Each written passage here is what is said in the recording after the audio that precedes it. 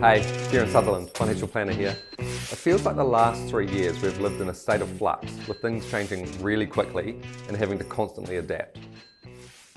Sometimes I still reflect on how crazy it seemed at the time when China first went into a hard lockdown in January 2020. From a money perspective, it's been just as crazy. Investment markets falling 30% in the space of weeks and then recovering fairly quickly on the back of that back in 2020. Interest rates reaching record lows of 2%. Huge chunks of the population losing income and being reliant on government support for a period of time. And the rise of, financial influences and craziness with various crypto assets and selected shares and trying to manipulate markets. A housing market boom and subsequent semi-crash, followed by rapid inflation and interest rates tripling in the space of a year.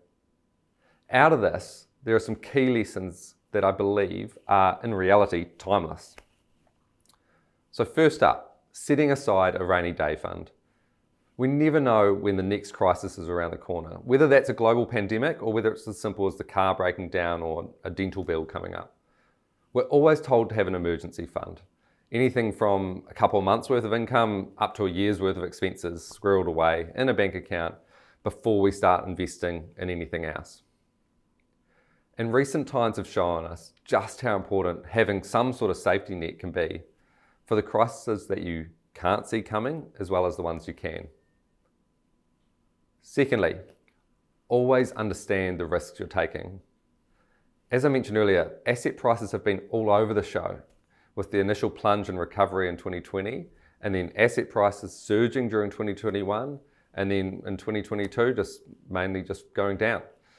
For a lot of people, they've learned what risk actually is, and that investments don't just go up all the time. It's easy when thinking about a fall of investment on a bit of paper to think that it's okay.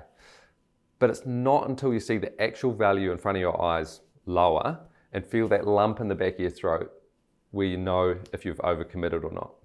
Thirdly, diversification. Diversifying your money is always important. Whether it's invested in a diversified fund versus a few just select shares, to potentially splitting your money over different banks. This can just help manage risk, as we don't know what the future holds and who and where the winners and losers will be. Number 4, asking for help. Money can be hard sometimes, particularly because we're generally bad at talking about it and even worse at asking for help. There is no harm in talking to someone that you trust and seeking support with decisions you're making. I think a key thing is really to take the emotion out of it. There you have it, some timeless lessons out of the last 3 years of craziness. If you want to have a chat on any of this, please feel free to get in touch.